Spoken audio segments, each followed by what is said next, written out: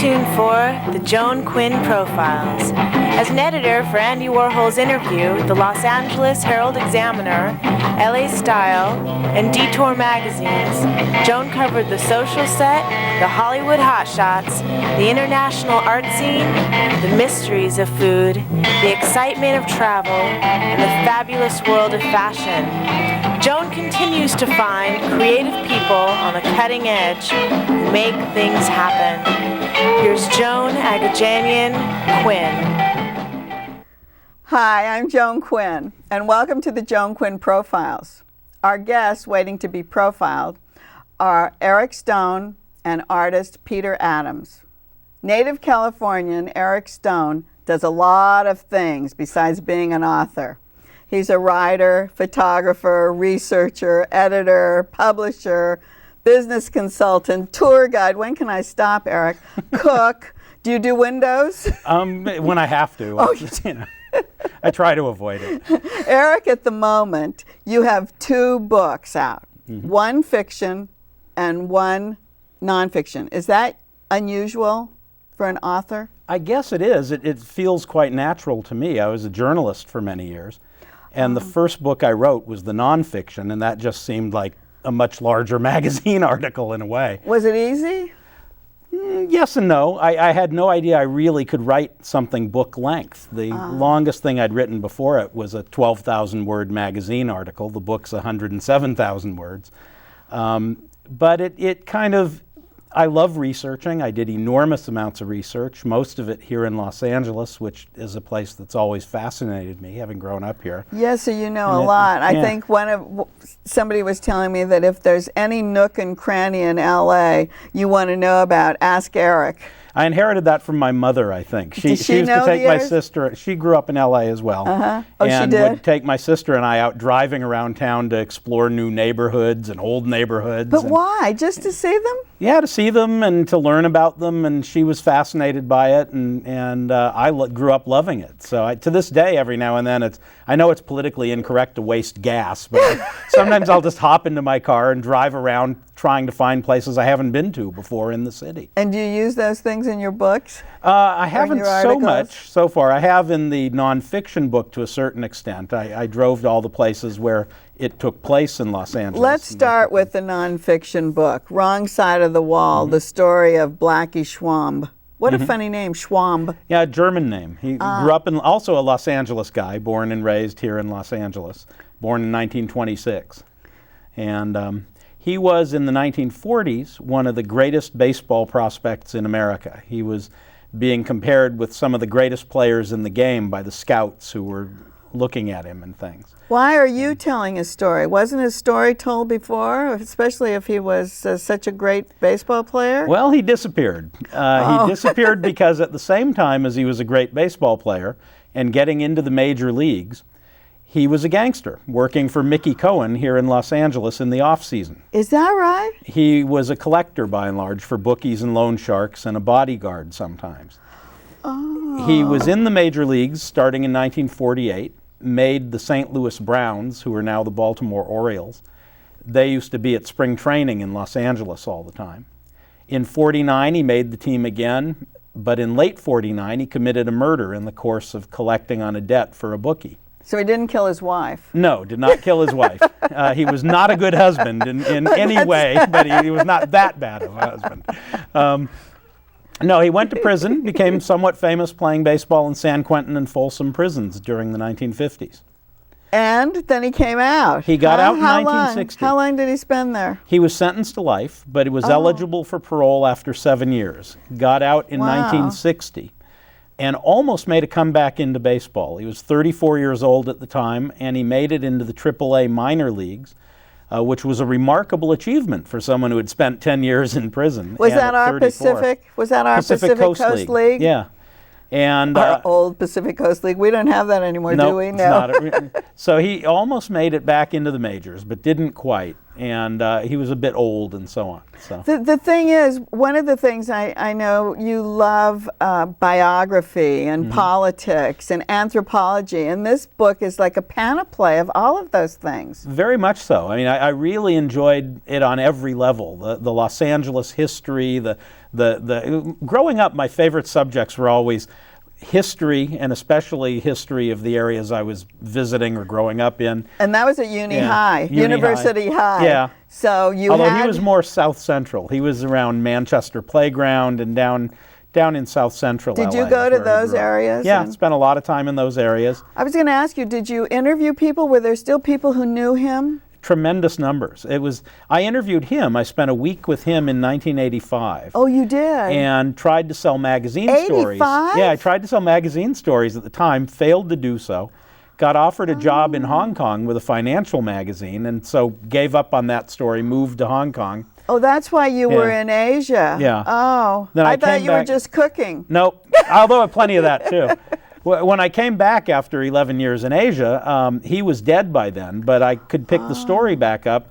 Thanks to the internet, I found a ton of people who'd played ball with him, been in prison with him, grown up with him, some of his old parole officers, some of his old wives, a variety of people. So And, that was like yeah. part of your, like what you love to do, interview and delve into things. Yeah, it felt very natural to me it felt like journalism. Yeah. And then how did you, were you edited heavily? This book, no, actually. I've always believed writers need editors. I've been an editor at times in my life. Oh, that's right. You as were well, an editor, so you can say yeah, that. I can say that. I'm not one of those writers who believes that every word I write is perfect. I do. I think a good editor can make it better. Unfortunately, I had a very hands-off editor for this book. I think it's a very good book. I think it could have been better with a better editor. Really? I hate to say things I like that, but it's know. still a wonderful book, of course.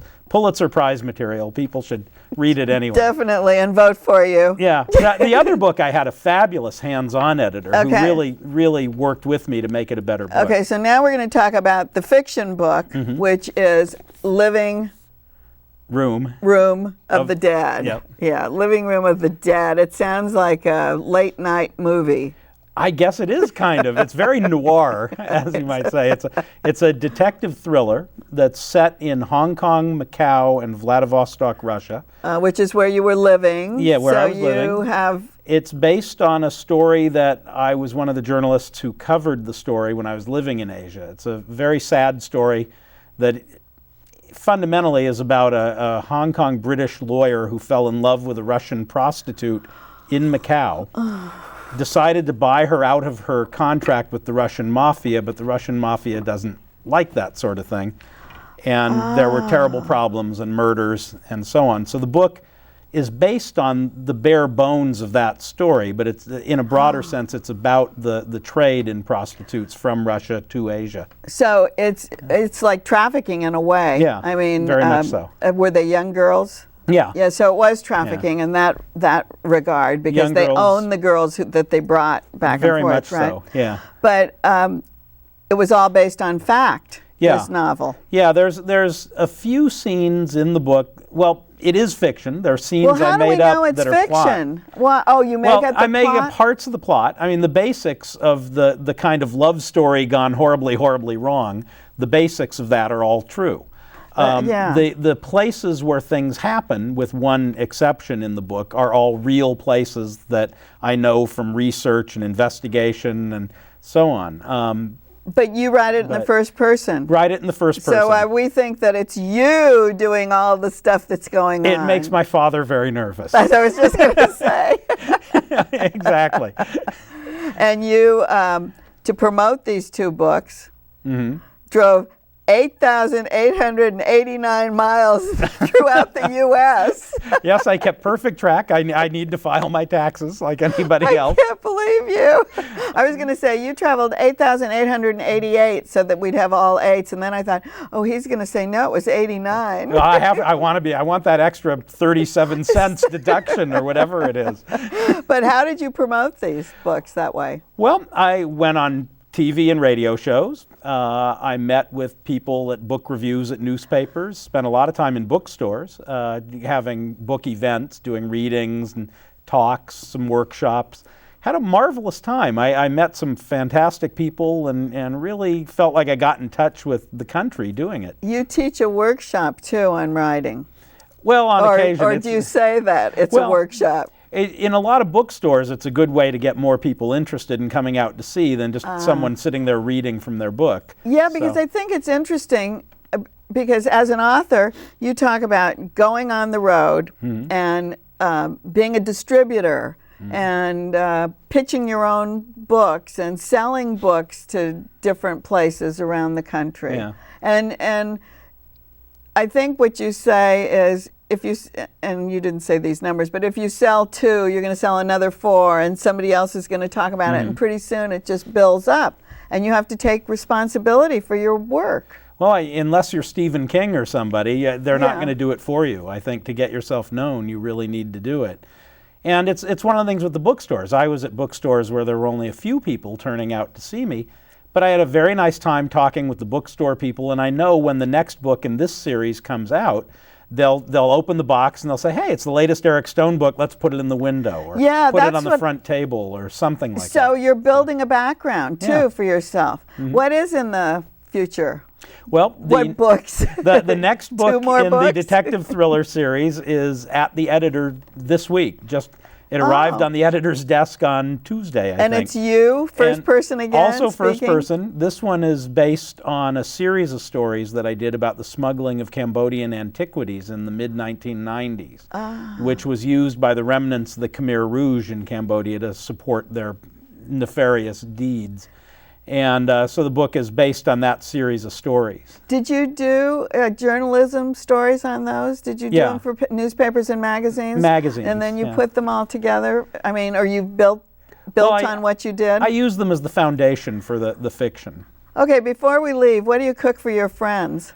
Well, I'm a pretty good Chinese cook. That's what I thought. I'm an excellent Thai cook. I have a strange fondness for cooking Portuguese food. I think I learned it in Macau, quite a bit of it, which Macau figures heavily into the living room of the dead. So it does. I grew very fond of Portuguese food. So and you live near you live in Silver Lake, which is really a conglomerate of many, many different cultures, isn't it? Very many, and I spend a lot of time exploring the San Gabriel Valley, which is such a huge Asian community these days. Yeah. And I really enjoy that, the markets and restaurants and things there. Well, Eric, thanks for being our guest. Oh, thanks for having me. I'm so happy that you watched and learned from this guy, and don't go away because Peter Adams, who is the artist on the set, will be on after the break.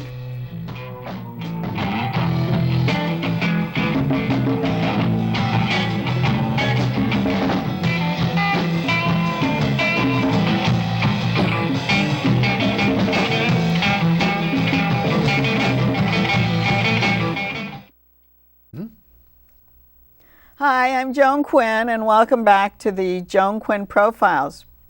We're here with artist Peter Adams, a native Angelino, who trained at Art Center College of Design, Otis Art Institute, Bellas Artes in San Miguel Allende, but his greatest experience came from the years he spent at the Lukatz Academy with Theodore Lukatz. Why was that such a great experience? Well, Joan, Theodore Lukatz studied with some great artists of the 19th century, Alphonse Mucha, Edwin Blashfield, and at the Art Institute of Chicago where he studied, he won the Prix de Rome in 1919, which was their highest accolade. And he came out here in the 1920s to paint portraits of film stars. He'd done a portrait of Theda Bara, and she said, why don't you come out to Hollywood and paint some of the Hollywood celebrities? We could use a good portrait painter out here. And so he came out and became a very well-known portrait artist, but also a landscape painter, too. But was he painting out of the studio, or was he painting landscapes in the studio? His training was all in the studio, but he kind of trained us to paint outdoors as well. He would set up a still life with gauze or cloth over the top of it and put colored lights onto the still life, and you would have to paint it in 3 hours. It was similar to going out and painting a sunset at night, which is always changing. So that's why I use the colored lights to That's get one you to reason work. I use the colored and lights. you use colored lights, don't I like you? to, yes, I do. So probably from that training, you went on. You were the first American artist to go into China. In 81. In right. 81. And this painting on the set? Well, this is actually an unfinished painting. I haven't finished quite yet, and I just brought that because it was something in my studio. But it shows how I like to work under colored lights, as if the moonlight is coming in, and then the candlelight is shining up on. This is a lohan in the front, a wooden lohan that I have, and two blanc de chines, another lohan, and a Kuan Yin in the background too. But the Asian influence, which has stayed with you for 40 years, I guess, huh? Yes. From going into China, what were you doing when you went there at the time? Were you an oddity? Well, painting the culture. I've traveled around and loved to paint the people in their dress and garb and the landscapes too. My first trip in 81, I spent in mostly Eastern China. And then in 87, I went back and spent a lot of time in Xinjiang province, 2 months in Tibet, and then went into Afghanistan and traveled with Mujahideen. Did you, when you went, let's talk about China first. Okay. Did you take photographs, or did you do sketches, or how were you working? My first trip in 81, I didn't even take a camera with me. It was amazing. I would sit out on location and paint. Usually, it averaged out to about a painting a day, but some days I would do 3 or 4 paintings, and then other days, actual finished paintings, just sitting on the street watching Exactly. the world go by. Exactly. The Chinese world go by. Wait, at that point, everyone was in uniforms. You didn't have a lot of color, I guess. Well, it wasn't just China. I was in India for 3 months too. I was in I China see. for about 3 months, and I was traveling around in Burma and Thailand But from too. China to India, what an explosion of color from one spot to the other. Right. But even you could still get, I mean, there were people that were wearing very drab outfits in China, sort of the Chairman Mao hats and so forth. But you'd still see some people that had colorful outfits on, and occasionally you'd Did you find those people? Oh, yeah. Because Oh, you yeah. love color. And I'd ask them to pose for me, and they usually would. Then you went into Afghanistan when it was Soviet occupied. Right, yeah. How did that happen? Well, I was traveling in the area through Pakistan, and I had contacted a few different organizations before I went into Afghanistan, and they set me up with an organization called the National Islamic Front of Afghanistan.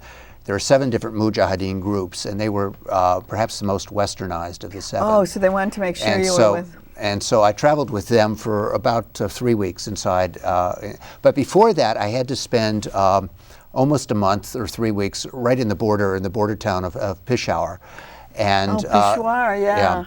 And that was in Pakistan. That was Peshawar, in Pakistan, right. and every day I would go to the hospital out there and paint the heads of some of the poor people that had been wounded and so forth that were at the hospital. But I'd also contacted a group in Santa Monica called the International Medical Corps, and so any money that I raised from the sales of my painting, I donated to medical aid to the International Medical Corps. So that was and they're really still there. helping them. Well, hopefully. Yeah. I didn't particularly want it to go towards the war effort because I didn't know what would take place in the future. And I knew that medical aid was something that I thought would be very important for everyone. And so then how were you, when you were traveling with this group, they obviously were protecting you, because you probably needed protection. And then were you painting the same way on the street, in houses? It was, there weren't too many streets there because I was going to little villages on the paths and on the But it was interesting rubble. because about 1 out of every 3 houses I saw had been bombed out by the helicopter gunships. At that time, and I was there in October of '87, and the Soviets started to leave in '88, so very soon after. Oh, yeah. They had told me that the village side was very protected by the different Mujahideen groups. It was just the big centers like Kandahar and Kabul and Herat that were occupied by the Soviets. And so as long as I was kind of away from those big cities, I felt relatively safe. Oh, you were safe. Those are all names that we know now. When you went, we didn't know those names. Yeah. So they've become part of what you learned when you were there and what we know now. The other really fascinating thing is that you belong to the Historic, which is an old California art club, and you're president of that. Well, Tell us about it's an that. interesting organization. It was started in 1909 by the early California plein air painters, and we've kind of kept that tradition alive. We're not a plein air painting group as such. I was going to ask you, tell us a little bit about how you talk about plein air. How is that defined? Well, the word plein air, it's a French word, P-L-E-I-N, and then A-I-R. And it means just painting in the open air, just painting outside. Which is what you were doing in China and what you were doing in Afghanistan. Exactly. But there's no certain, it doesn't have to be the seashore or the mountains or a tree? No. Okay. And of course, the early plein air painters did paint outside in California. Edgar Payne, William Wendt, Hanson Puthoff, Jack Wilkinson Smith, Frank Tenney Johnson. Were they all members of the club? They were all members of the club, and I think all of them except for Hanson Puthoff were president of the California Art Club at one time or another. How do you belong? How can you belong to it? Well, you can, I guess, contact. You have to be a painter, obviously. No, you don't. We have painter members. We have almost 3,000 members now. Oh, how great! So actually, we encourage collectors and fans of traditional art. We're not just a plein air painting organization, but we're everything that we consider to be somewhat realistic, impressionistic, would fall under our umbrella. That's right. So now we defined plein air. Let's define traditional. What is traditional? Well, from a historic base, I see us as being linked with the Impressionists of the 19th century and sort of all the movements that go back from there to the Italian Renaissance.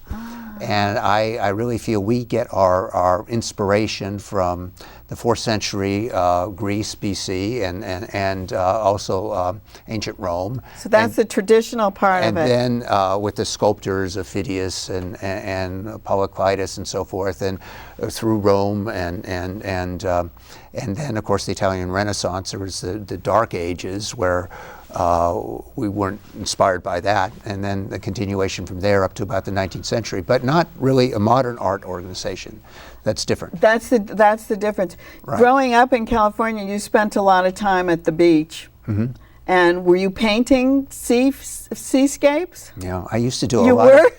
I used to do a lot of paintings of little kids on the beach. Were you a surfer? Oh, I still am. Oh, you still are? I didn't know that. Well, not very much, but I still get out there a little bit. So that was a big influence then, probably, being on the outside, out of doors. And I still love painting seascapes and painting sunsets at the beach, and it's something I love. It's part of me. Do you do it right there, like outside, just mm-hmm. like you said?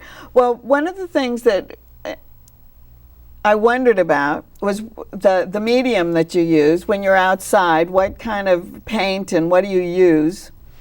Well, when I'm painting my beach paintings on sunsets, so forth, I like using pastel, which is chalk. That's the chalk. I saw those. They're beautiful. Thank you. Is that easier to do? Can you do it faster? Or? Well, for me it is. I've gotten so used to it, and of course you're painting with your fingers. You're smudging things all the time, and for getting a soft edge, I find it easier to work with pastel. Sometimes with acrylic or with oils, you tend to get a harder edge, especially with acrylic or gouache. But it's nice for soft atmospheric effects. You had a show of pastels. Malibu at the Weissman Gallery at Pepperdine. And I know Michael Zakian, who's the director there, really focused on using your fingers, and I didn't understand what that was about. Well, actually, if I can correct you for a second, Joan. Yes. Michael Zakian is married to Leah Skidmore, and she had the Skidmore Gallery in Malibu, and we had the exhibition at the Skidmore Gallery. Oh, it was at the Skidmore. Oh, I'm sorry. But Michael is married to her, right? But we do our club do exhibitions of paintings of Malibu, the California Art Club. Yes. And we're going to do our third Malibu exhibition at some point very soon, I hope. With paintings of the Malibu area at the Weissman Museum. I did see. I saw that show too. Yeah. I forgot about that, but That's right. did Leah. But Michael wrote about you, and he talked about the way Yes, you were he did. doing your You're right. pastels, Yeah. right? Yeah. And so, do you use a different finger for every color? Different color, yeah. Different Do finger you? for, and actually some of my left hand too. I'm right Do handed. you? Yeah. Do you teach any of these techniques? Not very often. Occasionally I'll do a workshop. Oh, you don't? And workshops are usually, and the club, we do workshops at the club, at the California Art Club, and they're usually 5 days and Monday through Friday, and then we go out on location and paint. Well, just tell me a little bit about using the different colors when you're in your studio. When you use colored lights, how do you do that? You put a gel on the light, or you have a Exactly. color light? Yeah. Oh, you do? I'll put a gel on and have a blue light and maybe a green light or blue light and an orange light, and shine them on still life objects or a face. And I think you could make some fascinating color harmonies like you have in the theater. Actually, I've just finished a painting of a set of Aida, the opera, and I love doing that because I love all the design of Egyptology And dramatic. and dramatic, and of course that's one place where you do see colored lights to their foremost is in the theater, in opera and ballet, and I never thought about the connection, because you never think that an artist would shine colored lights on the work and then go ahead and paint it. yeah, it's kind of different. Isn't It is. Well, it's interesting. Yeah. Still life, you do that too? Right. Yeah. Well, what about portraits? Do you still do portraits? Oh, not too much. Occasionally, I have a portrait commission, maybe 1 or 2 a year, and it's not. I don't call myself a portrait artist. But before we leave, because we have to wrap, just tell me a little bit about the crucifixion behind you. Oh, that's a painting that I did down at Sarah Chapel in San Juan Capistrano. And they let me bring my colored lights in at night, and I lit the crucifix up with an orange light shining up on it. And then behind it, which is a big tableau that's actually Baroque from Spain, I lit that with a bluish green light. And so I painted there, and that's very with a headlight. interesting. I use a headlight sometimes when I paint. Oh, so that like gives a you miner's light, so that I can look at my painting up close, but I won't reflect the light on what I'm seeing to Oh my destroy gosh. the image. Yeah. This is so interesting, Peter. Thank you for being with us today. Joan, thank you. I've enjoyed it. And thank you for watching the Joan Quinn Profiles. Keep writing to 777 South Figueroa, 44th floor, Los Angeles 90017. And we'll see you next time on the Joan Quinn Profiles. That was great. Oh, thank you.